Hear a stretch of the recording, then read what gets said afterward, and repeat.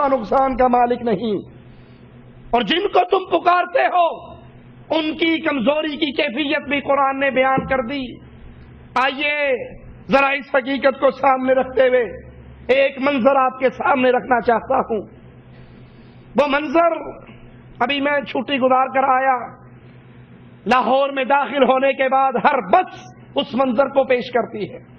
لکھا ہوتا ہے لاہور داتا کی نگری، بابا علی حجویری گنج بخش ہے۔ میں اس کے مزار پر بھی گیا، وہاں پر بھی شعر لکھا ہوا، اس کا نام لکھا ہوا، گنج بخش کے القاب دیے ہوئے۔ مرید آتے ہیں اس دربار پہ اشعار پڑھتے ہوئے، داتا تیرا دربار ہے رحمت کا خزانہ، قدموں کو تیرے چومنے آتا ہے زمانہ۔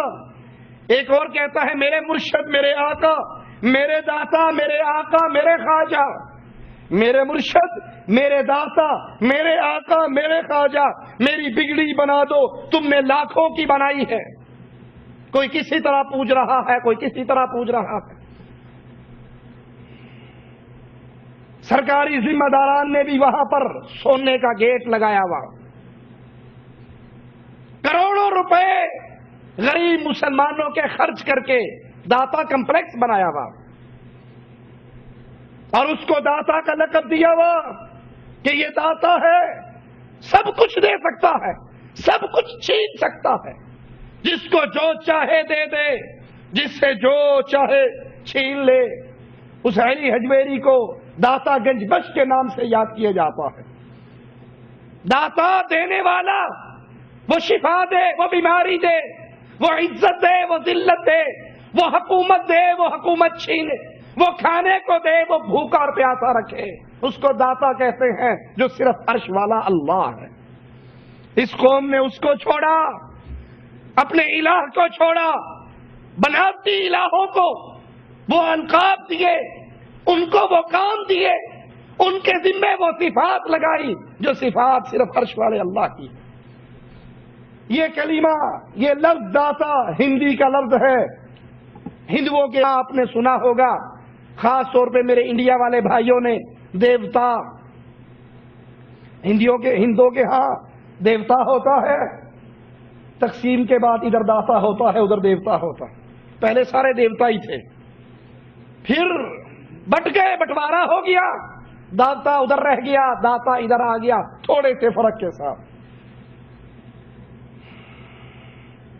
داتا اس کو کہتے ہیں جو حاجت روا ہو، جو مشکل کشا ہو، جو عطا کرنے والا ہو، جس کے پاس سب کچھ ہو۔ داتا عام لفظ ہے، اس میں عموم ہے، جو چاہے دے دے، جو چاہے چھین لے، اس عطا کرنے والے کو داتا کہتے ہیں۔ اب یہ علی حجویری جو فارس سے آئے، لاہور کے اندر ایک جگہ پہ بے آباد جگہ پر آباد ہو گئے، جہاں مرے وہیں دفن ہو گئے۔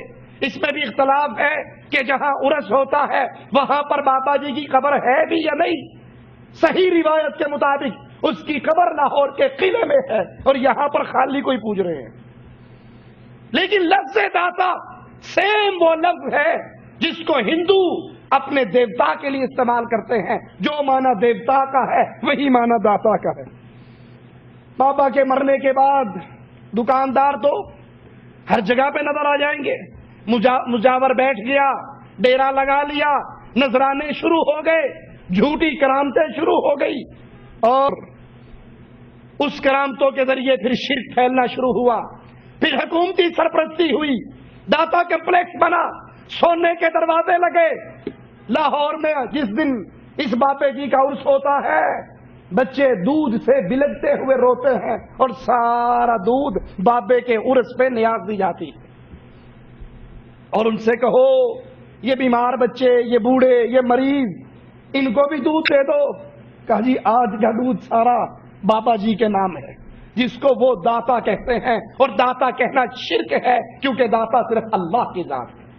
اللہ عطا کرتا ہے، اللہ چھینتا ہے، اللہ جو عطا کرے کوئی روک نہیں سکتا، اللہ چھین لے تو کوئی دے نہیں سکتا۔ یہ تو خود محتاج۔ اسی کی کتاب کو پڑھو، یہ اولاد سے محروم رہے، بابا علی حجویری اولاد سے محروم رہے۔ ارے جو اپنے گھر میں بچہ نہیں اپنی بیوی کو دے سکا، وہ داتا کیسے ہو سکتا؟ یہ محتاج ہے، یہ سوالی تھا، یہ منگتا تھا، یہ بھوکا تھا، یہ کلاش تھا، یہ اللہ کے دربار کا بندہ تھا، اللہ کے دربار کا منگتا تھا۔ یہ داتا نہیں، داتا اپنے عرش پر ہے۔ لاہور تیرا داتا ایوی شرک دیے حد، کیوں؟ تیرا داتا تھلے فرشاں دے، میرا داتا اتے عرشاں دے۔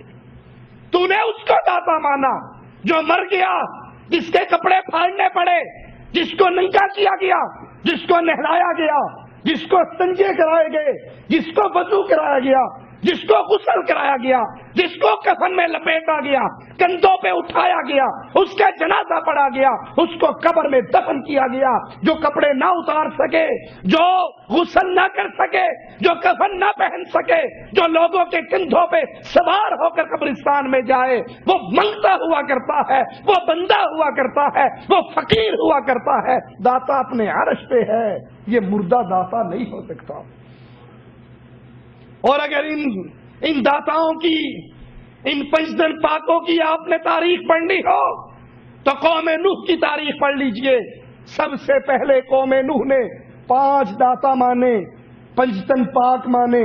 قرآن بیان کرتا ہے وَقَالُوا لَا تَذَرُنَّ آلِهَتَكُمْ